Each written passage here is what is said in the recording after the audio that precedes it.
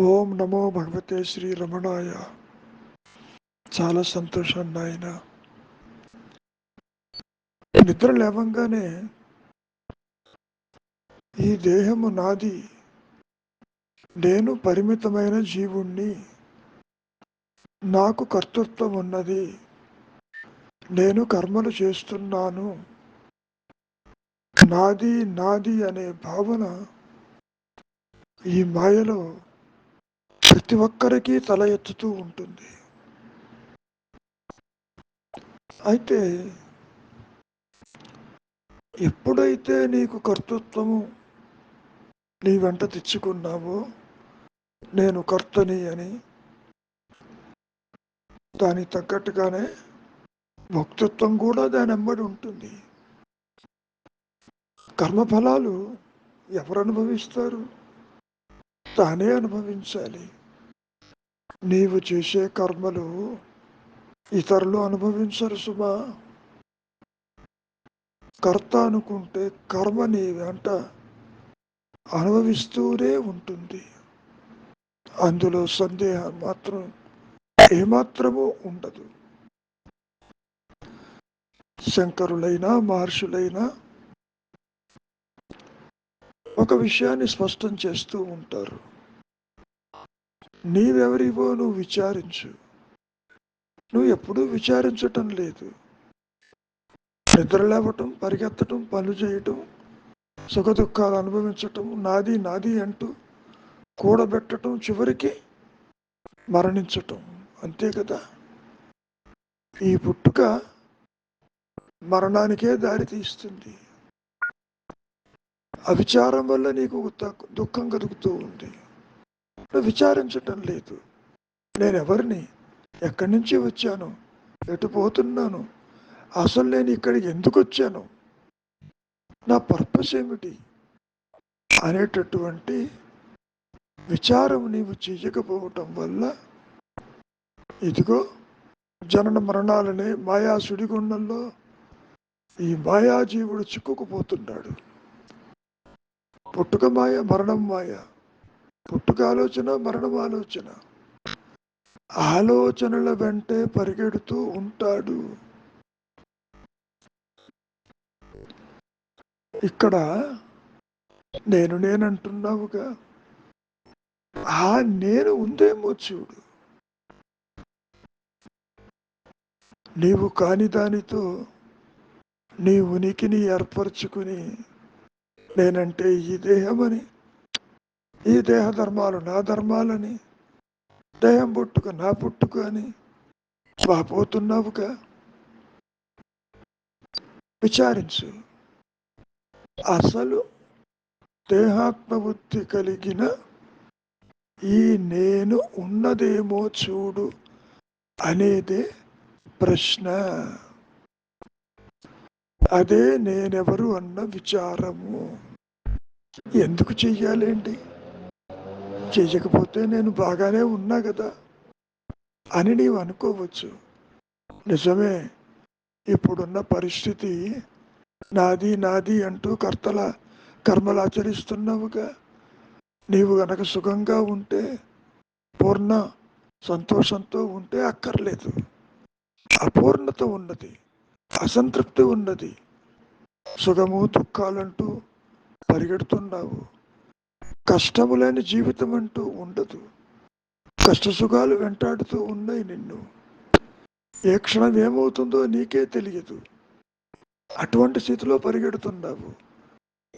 అందుకని విచారము అవసరం.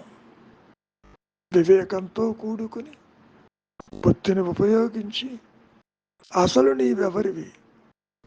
దేహమన్నాడైనా చెప్పిందా? దేహం ఉన్నట్టు నువ్వు చెబుతున్నావు ఈ దేహం నాది, ఆ దేహం వారిది అంటూ బంధాలు పెంచుకున్నావుగా.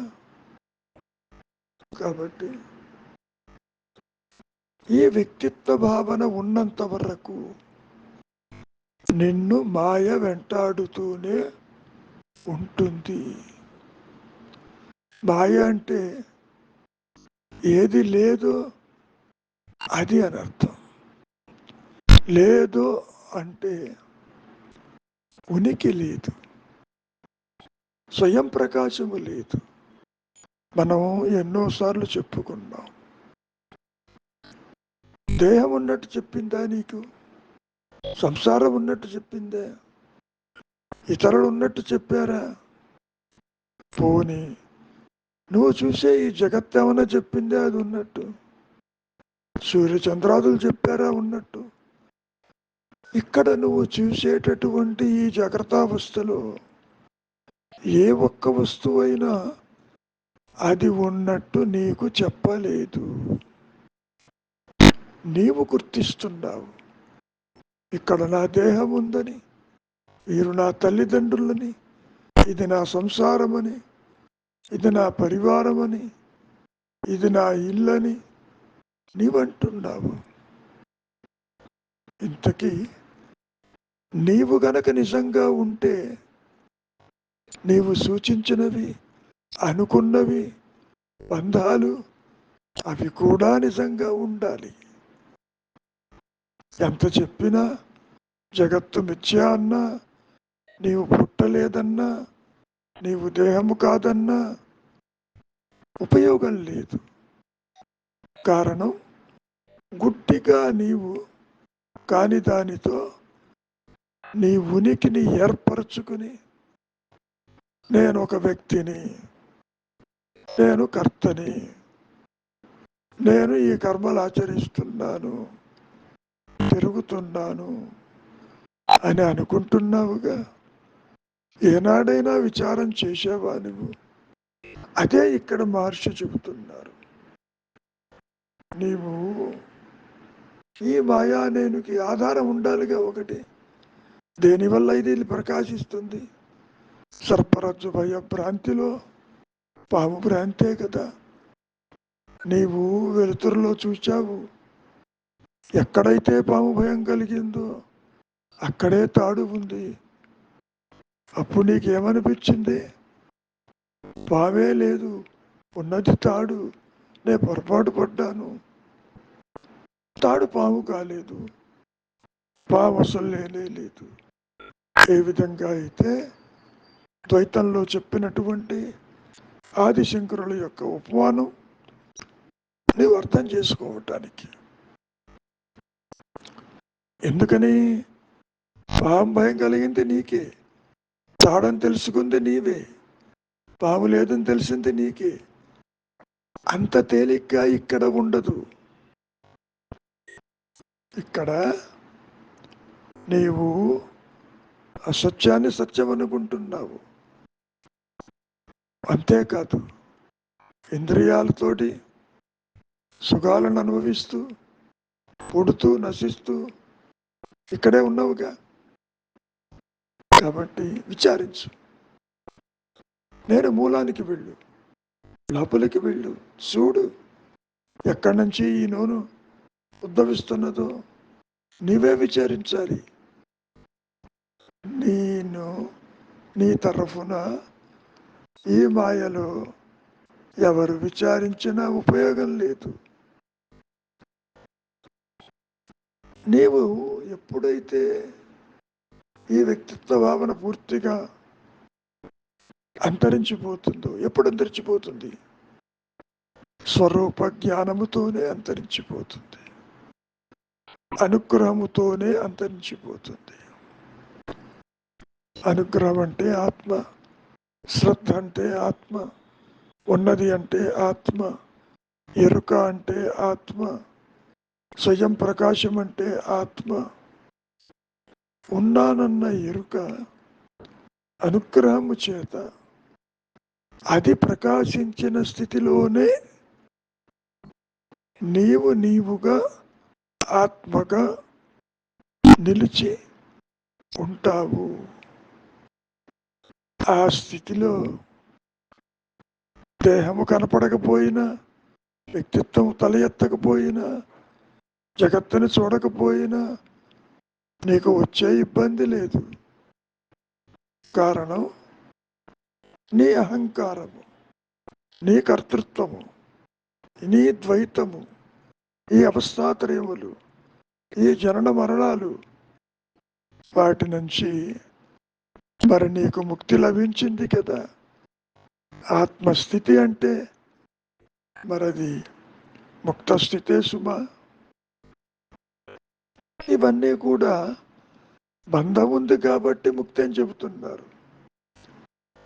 బంధంలో ఉండేవాడు ఎవరూ లేడని తేలిపోతే ముక్తి ఎవరికి, బంధం ఎవరికి? ఉన్న సత్యము ఎన్నడూ నిన్ను ముక్తుణ్ణి చేశానని చెప్పదు.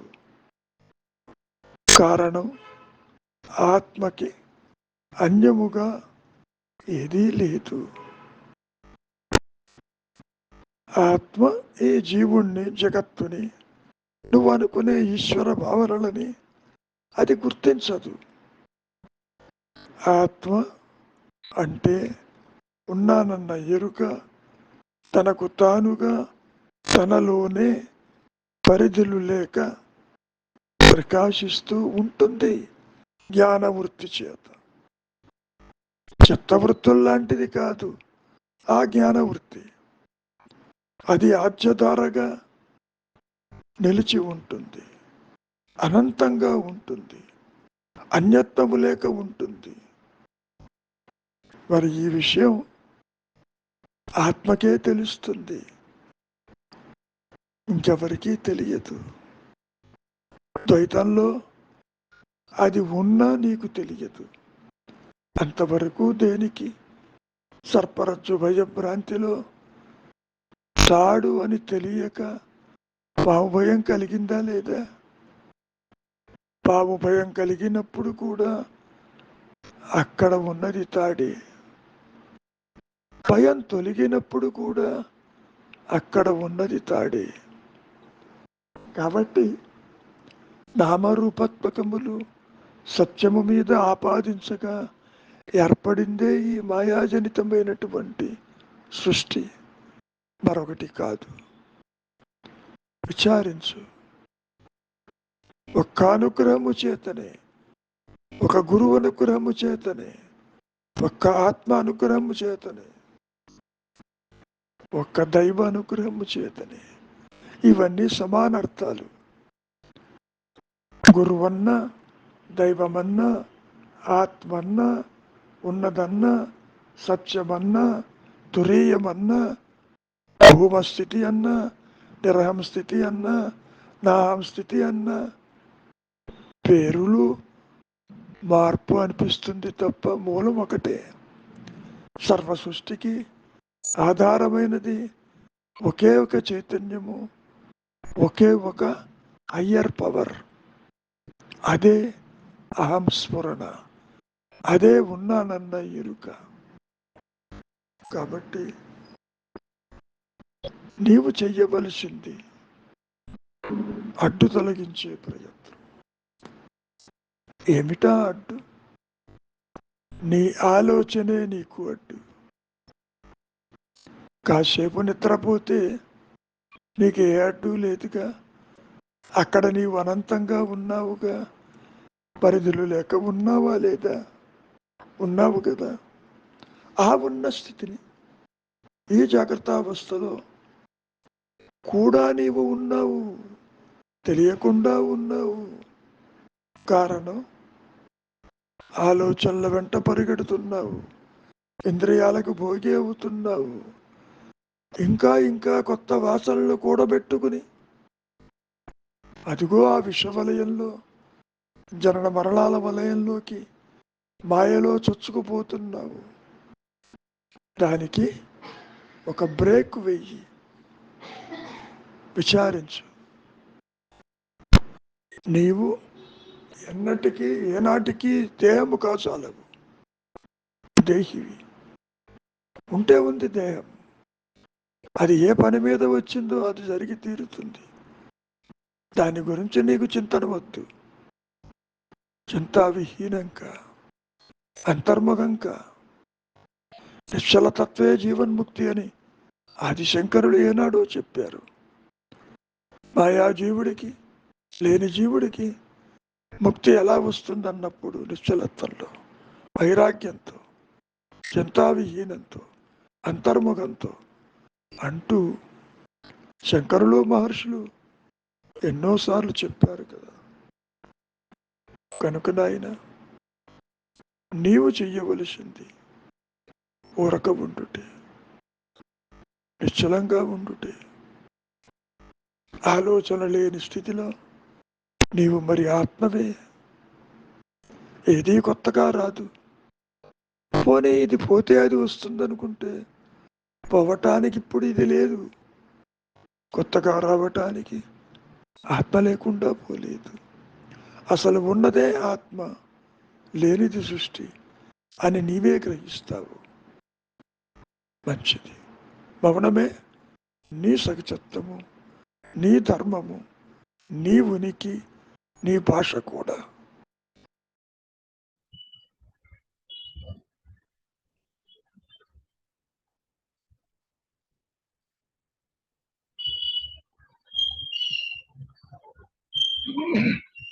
మొదలు పెట్టాను గురుగారు.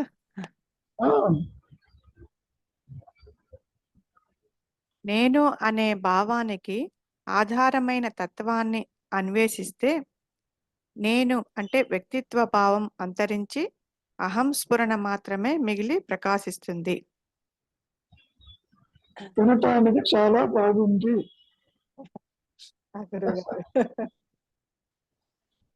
ఇక్కడ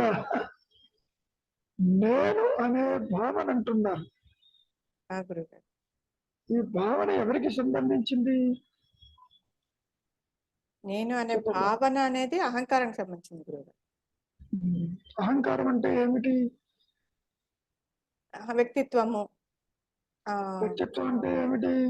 వ్యక్తిత్వం అని అంటే ఆలోచన వచ్చినప్పుడు వ్యక్తిత్వం. ఆలోచన ఎవరికి? మళ్ళీ ఈ అహంకారానికి, మనసుకే. అహంకారం అనేది ఏ విధంగా తల ఎత్తుతుంది అది ఇంపార్టెంట్. గురువు గారు దేహమా చెప్పదు. గురువు గారు ఆత్మకి చెప్పాల్సిన అవసరం లేదు. పైగా ఆత్మ ఉందో లేదో జీవుడికి తెలియదు. ఆధారం బాగానే ఉండడానికి సర్పరచ్చు భయ ప్రాంతిలో నాలుగు ఆధారం తాడని నీకు బాగా తెలుస్తుంది. అవును గురుగారు. ఆ విధంగా నువ్వు ఇక్కడ తెలుసుకోవడానికి అవకాశం లేదు. అంటే వ్యక్తిత్వాన్ని అట్టి పెట్టుకుని నేనంటే దేహం కాదు, నేనంటే ఆత్మని సర్పరచ్చు భయభ్రాంతిలో తెలుసుకున్నట్టుగా ఉండదు ఇక్కడ. సరే, వెతకమంటున్నారు. దీన్ని ఈ నేను అనే భావనని. ఈ భావన ఎవరికి? ఈ వ్యక్తికి దేహాత్మ బుద్ధి కలిగిన ఒక జీవుడికి అనుకుందాం కాసేపు.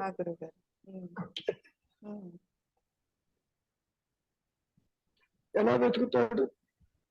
ఎంతసేపటికి కోరికల చేత, వాసన చేత, ఇంద్రియ వ్యాపారముల చేత, బంధము చేత, పరోక్ష జ్ఞానముతో మాయలోకి పరిగెడుతున్నాడు. ఏమా? మరి అటువంటి నేను నిజమే నువ్వు అంటున్నావు, నేను చూస్తున్నాను, నేను పని చేస్తున్నాను, అనుభవిస్తున్నాను, ఫైన్, అంతా బాగానే ఉంది. తనకు తాను వెతికే సామర్థ్యము ఈ జీవుడికి ఉన్నదా అనేది నా కౌంటర్ క్వశ్చన్. అంటే ఇప్పుడు ఉన్నది ఒక మనసు ద్వారా. ఇప్పుడు మనసే మనకు రెండుగా పనిచేస్తుంది కదా గురుగారు. ఒకటి అంతర్ముఖం అవుతుంది, మనసు ద్వారానే మనము దాన్ని ఆయుధంలాగా ఉపయోగించుకొని దాంతో ముందుకు పోవాల్సిందే కదా. మనస్సు అన్నా అహంకారం అన్నా వ్యక్తిత్వం అంతా ఒకటే. గురుగారు. అవును అవును. ఏ మనస్సు అయితే నా మనస్సు అంటున్నారు, ఆ నేను ఈ మనస్సు రెండు ఒకటే. రెండు ఒకటే గురుగారు. ఏమా?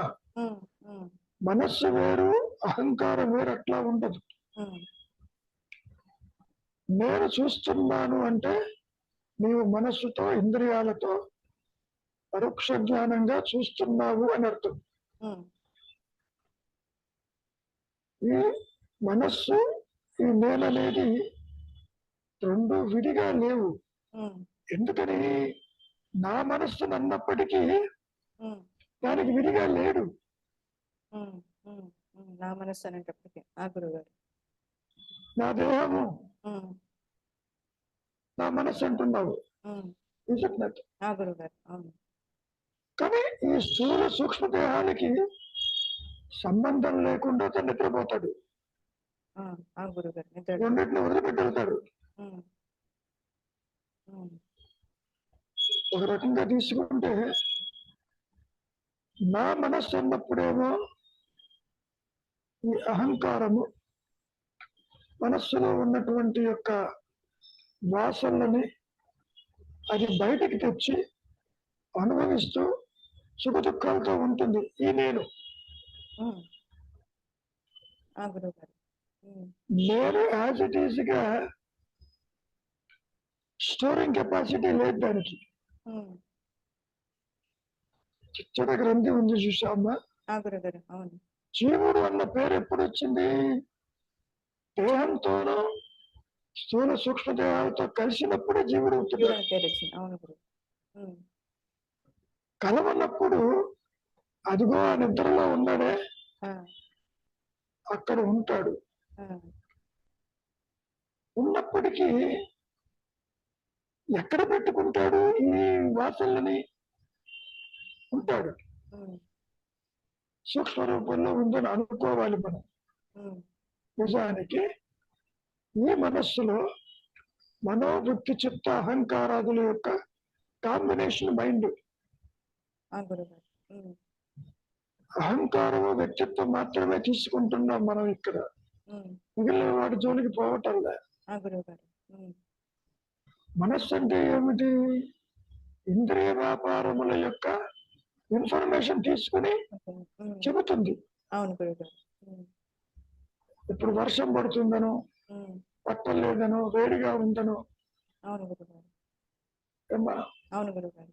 ఇంద్రియం చెప్పేది దాన్ని డీకోడ్ చేస్తుంది. అవును. ఇంద్రియాలు మాట్లాడు.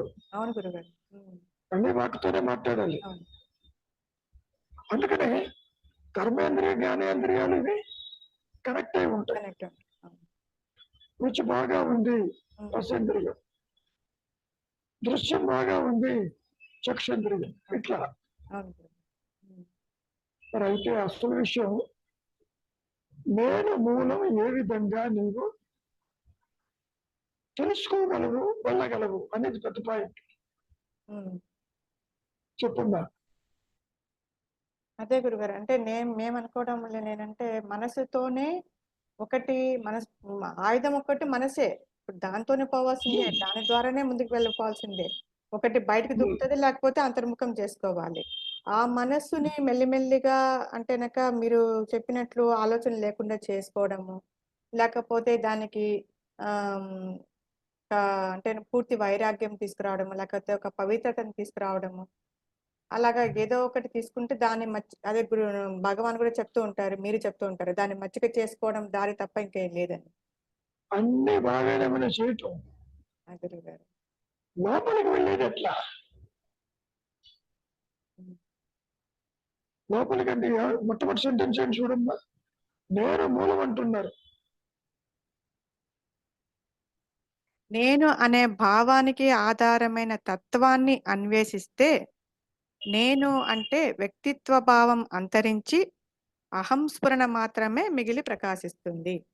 స్టేట్మెంట్ లో లోపల ఎక్కడా లేదు. ఆ గురువు గారు. ఇంకో రహస్యం చెబుతాను, ఎవరితో చెప్పాకమ్మా. ఇది లోపలికి వెళ్ళకపోయినా ఆత్మగా ఇబ్బంది లేదు. ప్రకాశిస్తుంది అన్నప్పుడు ఎలా ఉంటుంది? ఓహో, ఈ జీవుడికి అర్థమయ్యేటట్టు ప్రకాశిస్తుందేమో అనుకుంటాడు. అలా కుదరదు. ఆత్మస్థితి తురీయంలో ఉంటుంది. ఈ మాయాజీవుడు జాగ్రత్త స్వప్న సుషుప్తంలో దేహాలు మార్చుకుంటూ తిరుగుతాడు. నువ్వు లోపలికి వెళ్ళు, ఇది ఎగిరిపోతుంది, ఆత్మే ఉంటుంది అనేది ఆశాజనకమైన స్టేట్మెంట్. ఇందులో సందేహం లేదు. నిశ్చలత్వానికి రా, చింతావిహీనం కృతి చింతయామి స్టేట్మెంట్ చాలా ఆకర్షణీయంగా ఉంటుంది. చింతావిహీనమైనారు, ఇంకా ఈ మాయా అనేనే అక్కడ వృత్తిరాహిత్యమై ఉంటుంది. ఆత్మ సంగతి దీనికి తెలియదు. ఆత్మ ప్రకాశిస్తేనే తప్ప తెలియదు. ఏమన్నా అర్థమవుతుందా? అర్థమవుతుంది గురుగారు. ఈ అహంకారము దీనికి నో దృష్టి అనేది లేదు అసలు. అంటే కాదు బాగా గురుగారు. గుర్తుపెట్టుకోండి. చెప్పండి గురువు. చెప్పమ్మా. ఇప్పుడు బాహ్య దృష్టి చెప్పమ్మా. బాహ్య దృష్టి అదే. ఇప్పుడు ఎంతవరకు జీవుడు తెచ్చుకున్న వాసనలతో బాహ్య దృష్టికి అలవాటు పడిన ఈ జీవుడు మెల్లిమెల్లిగా సత్సంగం ద్వారా, ఈ ప్రవచనాల ద్వారా మెల్లిమెల్లిగా తను ఏంటి వైరాగ్యం తెచ్చుకుంటాడు, వైరాగ్యం చేస్తాడు. నో దృష్టి అంతర్దృష్టి అనేది వీడి చేతుల్లో లేదమ్మా. నువ్వు లోపలికి చూసినా నువ్వు వాసనలే చూస్తావు. లోపలికి పోయినా ఇది లేదు అది లేదు, బ్లాంక్గా ఉంది, ఒకళ్ళు ఓంకారం ఉంది, ఒకళ్ళు వెలుగుంది, ఇది చెప్తాడు. చూచేది లోపలైనా బయటైనా ఈ అహంకారము ఆత్మ వైపుకు వెళ్ళలేదు అసలు. ఇది చెప్పడం బాగానే ఉంది, నువ్వు బయట తిరగద్దు, ఇంట్లో ఉండు అని. ఇల్లు ఒకటి ఉన్నట్టు, ఆ ఇంటి నుంచి తాను బయటకు వచ్చినట్టు ఈ జీవుడికి ఎప్పటికీ తెలియదు. నీ దృష్టి లోపల చింతిస్తున్నాను అనుకుంటావు, అది యాక్చువల్గా బయట చింతనే. నువ్వు బయట చూడవు, లోపలే నీకు సంకల్పాన్ని గుర్తిస్తావు, ఆకారాలు గుర్తిస్తావు, బయటకు వచ్చి పడతావు. ఇప్పుడే ఆలోచన వచ్చిందంటావు, ఆలోచన లోపలే వచ్చిందిగా. ఆ ఆలోచన చూసావుగా, గుర్తించావుగా, వెంటనే బయలుదేరావుగా అటు ఇటు తిరగడానికి. సో నువ్వు బయట ఆలోచించటం లేదు, బయట చూసి ఆలోచించటం లేదు, లోపల ఆలోచించి బయటికి పోతున్నావు. ఈ సంకల్పాలు లోపల చూస్తున్నావు, అన్యంగా చూసి ఇంద్రియాల ద్వారా బయటికి వెళ్తున్నావు. మళ్ళీ మనస్సు అనేటువంటి దాంట్లో మనోబుద్ధి చిత్త అహంకారాల్లో ఈ చిత్తం అనే దాంట్లో వాసనలు దాగి ఉంటాయి. టైం ప్రకారం అది ఆలోచనలు బయటకు వస్తుంది. అప్పుడు దాన్ని నువ్వు లోపలే గుర్తిస్తావు, గుర్తించి బయటకు వస్తావు. లోపల గుర్తించిన నీకు అన్యంగా గుర్తిస్తావు, బయటకు వచ్చిన అన్యంగా గుర్తిస్తావు. నీవు ఐడెంటిఫై చేస్తున్నావు అంటేనే అన్యత్వం తెచ్చిస్తావు. ట్రై చేసి చూడు.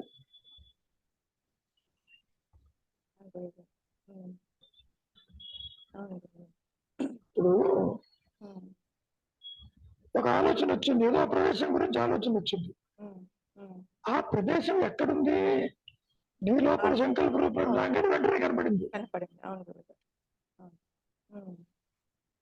ఇక్కడ లోపలికి చూడు అన్నప్పుడు మూలం జీవుడికి తెలియదమ్మా. మూలం తనకు తాను వెళ్ళలేడు అసలు. జీవుడు ఒక క్యాండిల్ లాగా ఉంటాడు. మూలం సన్నలాగా ఉందనుకో, పెడుతున్న కొద్ది కరిగిపోతుంది. క్యాండిల్ ఎత్తి పెట్టుకుని సూర్యుడిని చూడలేవు నువ్వు. ఇక్కడ కూడా మూలం వెతుకు అనేది నీవు అన్యత్వానికి అలవాటు పడ్డావు. ఇక్కడ లోపలికి వెళ్ళినా అన్యంగా నీవు చూడాలనుకుంటావు ఆత్మని. దాన్ని ఆబ్జెక్టిఫై చేయడం నీ చేతుల్లో లేదు, అనుభవంలో లేదు. కానీ గతంలో చూసిన విషయాలు రికార్డ్ అయి ఉన్నాయి లోపల. భయం కావచ్చు, ప్రదేశాలు కావచ్చు, కోరికలు కావచ్చు, అవి మళ్ళీ ప్రొజెక్ట్ చేసుకుంటావు అన్యంగా అనుభవించడానికి. ఇక్కడ ఒక విషయం బాగా గుర్తుపెట్టుకోండి. ఈ మాయాజీవుడికి ఎక్కడి నుంచి వచ్చింది తెలియదు అసలు. ఉమ్, పాముకి తెలియదు తాడు దగ్గర నుంచి వచ్చినట్టు. ఉమ్, ఏమంటావు? పామే లేదంటావు. అవును గురుగారు. ఉమ్, ఆది నుంచి అహంకారం తృణీకరించబడింది. ఉమ్, ఇది ఇక్కడి నుంచి వచ్చిందంటానికి ఆధారాలు లేవు. పాయింట్ అది. ఉమ్, నిజమే, ఉమ్, నీవు ఆత్మవే, ఉన్నదే ఆత్మ, ఉన్నదే నేను. ఆ నేను నుంచి ఏది బయటికి రాలేదు. ఉమ్, ఏది బయటికి రానప్పుడు నీవు లోపలికి వెళ్తే అది ఎట్లా ప్రకాశిస్తుంది? ఆలోచించు. అవును గురుగారు. Use your logic. ఉమ్, పాము భయం కలిగింది, తాడు నుంచి పాము రాలేదు, ఏదో కారణం వల్ల కలిగింది. పాము లేదని నీకు ఎప్పుడు తెలిసింది? తాడు నుంచి వచ్చినప్పుడు తెలిసింది. అవును గురుగారు. తాడు నుంచి పాము రాలేదు, అవును గురుగారు. అసలు పామే లేదని. ఆ, ఇది బాగా అర్థమవుతుంది. ఇది బాగా అర్థమవుతుంది గురుగారు. ఇది ఇక్కడికి వచ్చేటప్పటికే అది అమ్మా, తీసుకోవడం అమ్మా, చాలా కష్టం. అర్థం కష్టమే లేదు. అర్థం కాకపోవడం అనేది ఉమ్, అక్కడ ద్వైతం ఉన్నట్టు లెక్క. ఉమ్, అర్థం కాదు ఎప్పటికీ దీనికి. ఉమ్, ఎందుకని? ఇది అక్కడి నుంచి రాలే. అవును. ఉమ్, ఆత్మ నుంచి ముక్కలై జీవుడు జగత్తు ఈశ్వరుడు కాలేదు. ఉమ్, ఒక పార్ట్ ఏం రాలేదు ఇక్కడికి. ఉమ్, పైగా ఇది ఒక ఆభాసము, స్వయం ప్రకాశము లేనిది. ఉమ్, ఈ అహంకారము తన మూలం తెలుసుకోలేదమ్మా. Um, the seed cannot know his own existence అంటాడు. దీని పుట్టుక, దీని మరణం నుంచి చేతుల్లో లేదు. ఉమ్, వృద్ధానికి ఆత్మ రెస్పాన్సిబుల్, అది మూలం, అది దాని వల్లనే ఇది ఉన్నది. తుర్యానికి, అవస్థాత్రయాలకి నో కనెక్షన్. ఆ మాట కూడా చెప్పారుగా మహర్షి. ఇటు జగత్తుకి, ఇటు ఆత్మకి వారధి లేదన్నాడు. వారధి లేకపోతే అహంకారం మూలం ఎలా తెలుసుకుంటుంది? అదే. పోని ఉమ్, మహర్షి ఆ విధంగా తెలుసుకున్నాడా? పోని మూలం లేదే. చెప్పటం అనేది వాళ్ళ మానసిక స్థితిని బట్టి చెబుతారు. ఉమ్, వస్త్రాలు మూలం పత్తి అర్థమవుతుంది, ఆభరణం మూలం బంగారం అర్థమవుతుంది, ఉమ్, పాము భయం తాడు ఒకటి ఉంది, పొరపాటు పడ్డాను వచ్చింది, అది అర్థమవుతుంది. కానీ ఒకవైపు రెండు నేనులు లేవంటూనే లేనటువంటి మూలము ఆత్మేను అని చెప్పటం ఆత్మ నుంచి ఏది రాలేదనేగా. ఆ గురుగారు. అవి కట్టింది క్లారిటీ. అర్థమవుతుంది గురుగారు. ఇంకో మాట అన్నారు, ఆత్మ ప్రకాశంతో లేనిది లేనట్టు అదృశ్యం అయిపోతుంది, అజ్ఞానం అంతరించిపోతుంది. చెప్పడం బాగానే ఉంది. ఉమ్, ఇప్పుడు కూడా అజ్ఞానం లేదు, ఉమ్, ఉన్నదని అనుకుంటున్నావు. ఉన్నది అనుకున్నది ఆత్మకి సంబంధం లేదు. ఉమ్, ఉమ్, ఒక పోస్ట్ ని గోస్ట్ గా భావించావు, సంభవం ఉంటుంది అక్కడ. ఉమ్, ఉమ్, మనిషి అనుకున్నావు, ఉమ్, మనిషి లేడు అక్కడ. ఉమ్, పోస్ట్ గోస్ట్ కాలేదు, ఆ గురుగారు. చెప్పు వెండి కాలేదు. ఉమ్, ద్వైతంలో నీవు విచారము ఉన్నదా లేదా అని బుద్ధితో వెళ్ళొచ్చు, ఉమ్, అర్థమవుతుంది బాగా. ఉమ్, కానీ వెళ్ళటం మాత్రం ఆత్మ ప్రకాశిస్తుంది అనుకోవటం పొరపాటు. అది జరగదట్లా. ఉమ్, ఎందుకని? ఉమ్, ఆత్మేమో తురీయంలో ఉంటుంది, ఉమ్, దేని అంతకుండా ఉంటుంది. ఇంకో విషయం చెప్పారు మనిషి, బాగా గుర్తుపెట్టుకోండి. ఉమ్, ఆత్మ వోంట్ రికగ్నైజ్ జీవ, జీవ కెనాట్ రికగ్నైజ్ ఆత్మ. Um, these two are two different things. సూర్యుడు చీకటిని గుర్తించడు, చీకటి ఉమ్, సూర్యుని గుర్తించలేదు. ఉమ్, చీకటి అంటే అజ్ఞానం. అజ్ఞానం గురుగారు. ఉమ్, చీకటే లేదని చెప్పు, నో ప్రాబ్లం. ఉమ్, ఉమ్, అహంకారమే పుట్టలేదు. ఉమ్, పుట్టలేని అహంకారం నువ్వు లోపలికి చూడు, ఆత్మ ఉంటుందంటే దీనికి కెపాసిటీ ఏది? కాబట్టి ఇది సాధించేది కాదు, సాధన లేదు.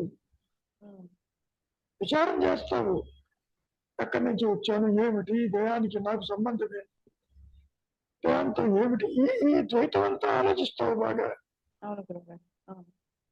కానీ నీ ఆధారము, నీ బేసిస్, నీ రియాలిటీ ఇది గుర్తించటం కానీ ఉమ్, దీనికి ఆ కెపాసిటీ ఉండదమ్మా. ఉమ్, చంద్రుడికి కెపాసిటీ లేదు, ఉమ్, వెనుక ఎక్కడి నుంచి వచ్చిందో. ఇక్కడ ఉన్నది సాపేక్ష జ్ఞానం, జ్ఞానమే. దీన్ని ఆధారంగా నువ్వు వెళ్ళు, అదేదో లోపలికి వెళ్ళంగానే ఇది అక్కడికే చేరుస్తుంది, నీ స్వరూపం అదని తెలుస్తుంది అని నిన్ను అట్టి పెట్టేది ప్రకాశించదు. ఇది నా అనుభవం తల్లి. ఆ గురుగారు. I don't agree with many of the items of Shankara and Maharshi, వాళ్ళు మహాపురుషులు, there is no doubt. But when it comes to execution you fail miserably. నిశ్చలత్వానికి వస్తావు. నిశ్చలతత్వే జీవన్ముక్తి అన్నారు, అంతవరకు ఓకే. ముక్త స్థితి అనేది నీ చేతుల్లో లేదు, ఉమ్, నిశ్చలత్వం వరకు ఉంది అనుకుంది ఆకాశం. ఉమ్, అమ్మా నువ్వు బయటికి పోవద్దు, ఇంట్లో ఉంటావు. ఉమ్, ఇంట్లో ఉన్నంత మాత్రాన, నిరోధం చేసినంత మాత్రాన ఆత్మ ప్రకాశించాలని ఏమిటి? ఆత్మ ఒకటి కాకనే దిశలో. ఉమ్, ఉమ్, ఆ గురుగారు. ఒకవేళ ఆత్మకే కనుక జీవుడు ఒకడు ఉన్నాడు, ఉమ్, జగత్తు ఒకటి ఉన్నది, ఉమ్, సృష్టి ఉన్నది, ఉమ్, ఆ జీవుణ్ణి నేను అక్కడ ప్రకాశిస్తే yes, ముక్తినిస్తాను, ఆ, అంత పెద్ద స్టేట్మెంట్స్ ఉండవు. ఉమ్, చాలా క్రిటికల్ గా ఉంటుందమ్మా. అసలు అది బోధించేదే కాదు ఆ అనుభవంలో. ఏమ్మా? ఆ గురుగారు. ఏమైనా రవి, ఏమైనా తలకెక్కుతుందా, తల దిగుతుందా? గురువుగారు గురువుగారు ఒక పాము ప్రశ్న. గరిస్తే, పాము గరిస్తే తలకి విషం ఎక్కుతుందన్నారు. అవును, ఈ బోధలు విషం కంటే ఎక్కేది కాదు, ఇది అవును చాలా కష్టం. గురువుగారు మీరు ఇప్పుడు చెప్పారు కదండి. ఇప్పుడు చెప్పిన దాన్ని బట్టి ఆ, అంటే మీరు ఇంతకు ముందు చెప్పారు కదా, ప్రకాశించాలి అంటే ఆత్మ ఆ తనకి ఆ ఉలికి ఏదో, మీరు నాకు ఎగ్జాక్ట్ గా పదం తెలియదు కానీ అది తలుచుకుంటేనే అనుకరించదు. ప్రకాశిస్తుంది అని. మరి దీనికి దానికి కాంట్రడిక్షన్ లాగా ఉంది కదండి, అది ఎలా అండి అది? ఎందుకని ఉనికి లేని దానితో మనం మాట్లాడుతున్నాం. స్వయం ప్రకాశమైన ఆత్మ గురించి ఉనికి లేని జీవభావంతో మాట్లాడుతున్నారు ఇక్కడ. ఆహా, నువ్వు లోపలికి వెళ్ళు, ఇది తల్ల కిందగా పడిపోతుంది, ఆత్మ ప్రకాశిస్తుంది నీ స్వరూపంలాగా. పాములు చెబుతున్నారు నువ్వు లోపలికి వెళ్ళు, నువ్వు తాడు అవుతావు, పాము ఎగిరిపోతుందని. అట్లా ఉంటాయి ఈ స్టేట్మెంట్స్. నిజానికి నాయన ఈ రెండు ఆపోజిట్స్. ఆహా, అహంకారం ఉన్న చోట ఆత్మ ప్రకాశించదు, ఆత్మ ప్రకాశంలో సృష్టి ఉండదు. నిజమే, రెండు నేలలు లేవు, ఒకటే నేను అలా కనపడుతుంది.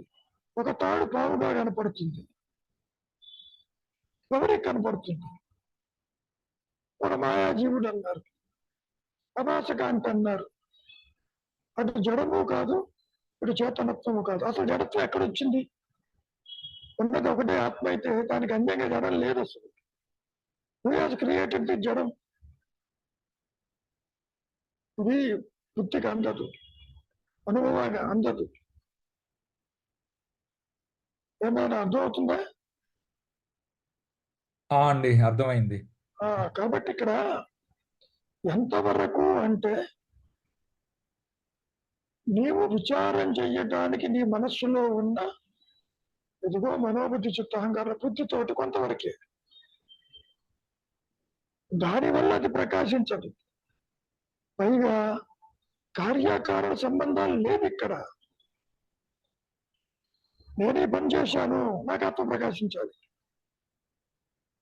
కుదరదు. It is a very very critical issue. యాక్చువల్గా చెప్పడం చాలా తేలిగ్గానే చెబుతారు, నీవే అది తెలుసుకో, నీవు ఇది కాదు, నిద్రలో నీవు దేంతో లేవు కదా, ఉన్నదే నువ్వు తెలుసుకో అంటే జీవుడు ఏమనుకుంటాడు? తెలుసుకునే నేను, తెలియబడే నేను ఉన్నదనుకుంటాడు. అలా ఉండదు. బయట ఒక ఆభరణం ఉంది, బంగారం అని బాగా తెలుసు. ఆభరణంతో చెబుతున్నావు నువ్వు బంగారమే, నువ్వు లోపలికి వెళ్ళు తెలుసుకుంటావని. బంగారం కరిగించిపోతున్న పోతే దాని ఉనికి కోల్పోయింది, ఆకారం లేదు అక్కడ. ఇది అర్థమవుతుంది. కానీ సత్యము అవగతం కాదు అసలు. వారి అనుభవం అక్షర సత్యము, ఉన్నది ఎరుక, లేనిది సృష్టి. సృష్టి లేకపోతే సృష్టిలో ఉన్నవాడు తల్లకిందుగా తపస్సు చేసిన ఆత్మ ప్రకాశించదు.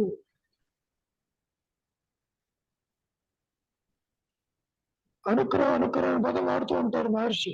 ఏమా, అనుగ్రహం చూపించడానికి అన్యత్వం ఉండాలిగా. గురువు అనుగ్రహం, భగవంతుని అనుగ్రహం, అలా నువ్వు అన్యంగా ఉన్నావు కాబట్టి అడుగుతావు. ఆత్మగా అన్యత్వం లేదు. మరి గురువు గారు, మరి మీ వ్యక్తిత్వము ఇప్పుడు మీ అనుభవంలో గాని, భగవాన్ అనుభవంలో గాని వ్యక్తిత్వం ఒకటే అయినా ఆ వ్యక్తిత్వం నష్టపోయింది కదా అక్కడ. నష్టపోయింది కదా, మాయలో చెప్పుకునే మాట. మాయలో చెప్పుకునే మాట అది. ఆత్మస్థితిలో వ్యక్తిత్వాన్ని నష్టపరిచానని చెప్పగలరు, ఆత్మ చెప్పదు. అనుగ్రహం అనేది మరి ఇప్పుడు మీ ఒక అనుభవంగా అనుగ్రహం జరిగింది అక్కడ. ఆయన రవి, అనుగ్రహం అంటే ఆత్మే. కరెక్టే గురువు గారు. కానీ విను, ద్వైతంలో మాట్లాడుకుంటే అనుగ్రహం బయట నుంచి వస్తుంది అనుకుంటాం. భగవంతుని అనుగ్రహం, గురువు అనుగ్రహం, దేవత అనుగ్రహం అనుకుంటాం. ఆ అనుగ్రహం ఉంది బయట నుంచి వచ్చేది కాదు, నీలో ఉన్నది అని చెప్పటం. అంటే నాలో ఉన్నది అంటే అది ఎక్స్పాండెడ్ కాన్షియస్ కదా గురువు గారు. అది లిమిటెడ్ గా లేదు కదా, నాలో ఉంటాం అంటే లేదు కదా అని అనుకోవడం కూడా భావనేగా. ఇప్పుడు సంబంధం లేదు, కానీ ఆ కాన్షియస్ లేకుండా నువ్వు వర్క్ చేయలేవు, ఏది ఉండదు. ఇవన్నీ నాయన చైతన్యవంతం అవుతున్నాయి దాని ఎదుట.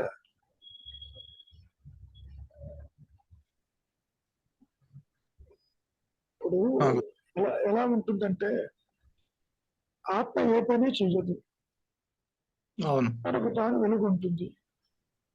ఆత్మ అంటే ఏమిటో తెలియదు, అది తెలియబడేది కాదు, తెలుసుకునేది కాదు, దానికి అన్యం లేదు. నీవిక్కడ జడచేతనముల కలయికతో ఉన్నావు జీవుడిగా. అవును. సో ఒకవైపు ఏమంటున్నారు, ఆది నుంచి అహంకారం తృణీకరించబడింది అన్నారు. ఉన్నదే ఆత్మ, కరెక్ట్, ఉన్నది ఆత్మే. అది ప్రకాశిస్తేనే తప్ప సోకాల్డ్ సృష్టిలో ఉన్నటువంటి మాయాజీవుడికి ముక్తి అనేది లేదు అని చెప్పటం. అక్కడ అంటే ఒక ఎన్నిక జరిగినట్టు, అది చూస్ చేసుకున్నట్టుగా అనిపిస్తుంది కదా గురువు గారు. మనం ఈ అనుభవం, మీ అనుభవం, మహర్షి అనుభవం, ఇంతమంది లేరు, కానీ ఆ వ్యక్తిత్వం, ఎవరి వ్యక్తిత్వం వాళ్ళది అక్కడ ఎస్టాబ్లిష్ అయ్యి వాళ్ళది నశించింది కదా. మాయలో చెప్పుకోవటానికి వ్యక్తిత్వం లేదు అనే స్థితికి తీసుకొస్తుంది ఆ జ్ఞానం. ఇప్పుడు ఇంకో ఎగ్జాంపుల్ చెబుతాను, ఇది గతంలో కూడా చెప్పాను. ఒక గురువు గారు శిష్యుని పిలిచి, ఈ లాంతర్ తీసుకెళ్లి చీకట్లో పెట్టినారా అంటాడు. పాప చాలా సిన్సియర్గా అలా అంతా తీసుకెళ్తాడు. చీకటి ఎక్కడా లేదని మళ్ళీ పట్టుకొస్తాడు. దీని అర్థం ఏంటి? ఎలా ఉన్నదే వెలుగు. తీసుకోవాలి?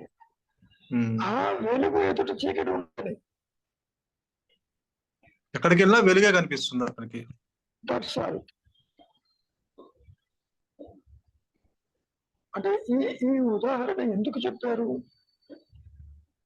నీవు దేహాత్మ బుద్ధితో మూలం తెలియదంటున్నావు, నీవే ఆత్మవే ఉన్నావు, అవి ఉండబట్టే నీవు ఇట్లా ఉన్నావు. అంతర్ముఖంగా అది నీ స్వరూపమని తెలుసుకో అని ఎంత చెప్పినా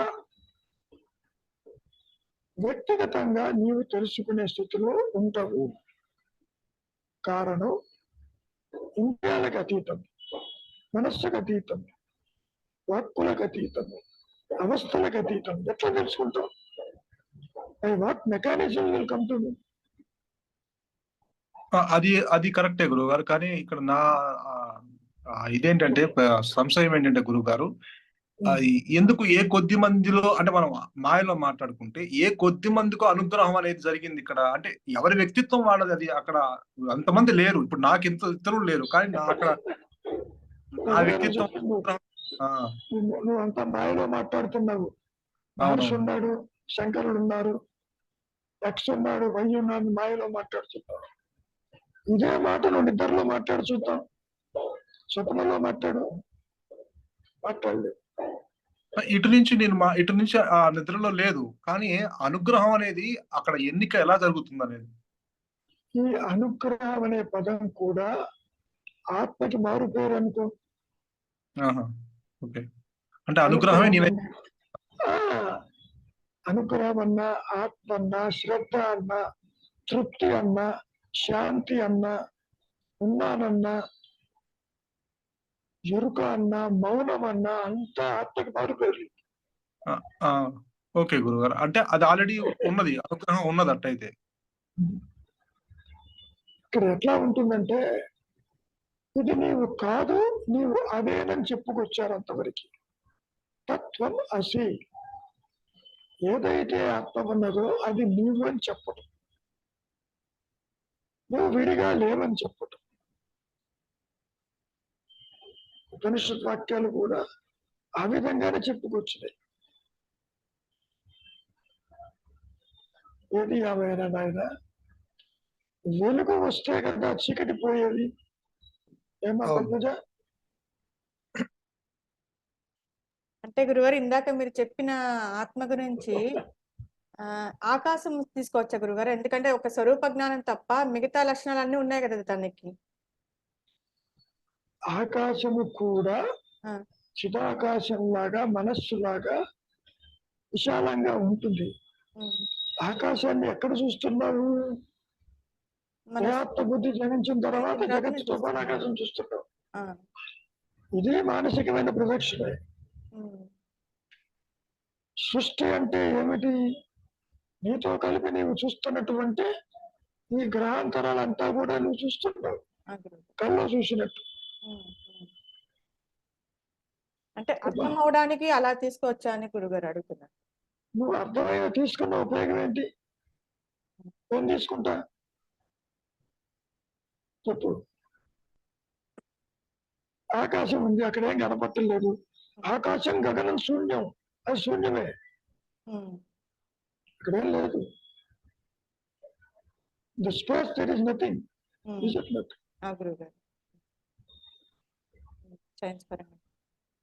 నేను ఉన్నాను అనేటటువంటి ఎరుకకి, ఇక్కడ ఉన్న ద్వైత స్థితికి నో కనెక్షన్. చాలా విచిత్రంగా ఉంటుంది అది. నువ్వు నిద్రపోతున్నావమ్మా, ఎందుకు అంతవరకు నిద్రపోతుంటే భౌతికమైన ప్రపంచము, సంసారంతో నీకేమైనా కనెక్షన్ ఉందా? Very simple. కాసేపు నిద్రపోతేనే, వృత్తిరాహిత్యం అయితేనే నీ దేహము, నీ సంసారము, జగత్తులో ఉన్నటువంటి యొక్క కష్టసుఖాలు ఏ ఒక్కటి లేదుగా అక్కడ. ఆ గురువుగారు. ఉమ్, మరి నువ్వు ఎక్కడ నిద్రపోతున్నావు, ఎక్కడ బయటకు వస్తున్నావు, ఉమ్, నిజంగా బయట ఏమైనా ఉందా? ఉంటే ఏ విధంగా ఉంది? సైంటిఫిక్ గా కూడా దేర్ ఈజ్ నో క్రియేషన్ అని చెప్పి దే హావ్ ఆల్సో ప్రూవ్డ్. ఉమ్, సరే, ఏ యాంగిల్లో ప్రూవ్ చేస్తుంది మనకు అనవసరం. కనుక నీవు లోపలకు వెళ్ళు, నీవు గుర్తిస్తావని అనుకుంటున్నారు. ఉమ్, నీకు అన్యంగా ఉంటే గుర్తిస్తావు. నీవే అదైతే ఎలా గుర్తిస్తావు చెప్పమ్మా? ఆ గురువుగారు. మొన్న కూడా ఆ ఫంక్షన్ లో ఏదో కుర్చీలో కూర్చుంది ఒక అమ్మాయి. ఉమ్, నువ్వే కుర్చీ అయినావు అనుకో, ఎలా ఉంటుంది నీకు? Um, can you see your body if your కుర్చీ? ఉమ్. You can't see. ఏమన్నా రవి, ఏమన్నా మిగులు పడుతుందా? గురువు గారు. అర్థం కాని అర్థం చేసుకోకపోవటం మిగులు పట్టం. అర్థం కాని అర్థం చేసుకోవడం ఎట్లా జరుగుతుంది? జరగదు కదా. జరగదు గురువు గారు, తెలియంది. అవును. ఇది దేనికి అందదు నాయన. అదే అదే మీరన్నీ కరెక్టే గురు. అది అందదు. అది ఎంత ఆలోచిస్తున్నా అది అనుగ్రహం ఎలా, ఆ ఎన్నిక ఎలా జరుగుతున్నది అది లోపలి చెప్పరాదు. బోధయుక్తము కాదు, అనుభవయోగ్యం అన్నాడు. ఆ అనుభవం కూడా ఆత్మయి. ఆ అమ్మాయి అడిగింది, నా అనుభవం అంటే నా ఆత్మనుభవం అన్నప్పుడు, నా ఆత్మ అంటే ఆత్మనుభవానికి వాటికి తేడా లేదు. ఉమ్, అవును గురువు. అవును. అవును. కాబట్టి సత్యము బోధయుక్తము కాదు. ద్వైతం అనే పదం ఎక్కడా లేదు. కానీ అద్వైత సిద్ధం చెప్పి మనం మాయలో చెప్పుకుంటాం. ఉమ్, తావులేని స్థితి తాడని చెప్పినట్టు. ఉమ్, అసలు తాడికి బాబు సంబంధం లేదుగా. తా ఉంటే లేకపోతే తాడికి ఏమైంది? ఏంటైనా ఎటు పోవాలో తెలియదు, ఏం చెయ్యాలో తెలియదు. అప్పటికి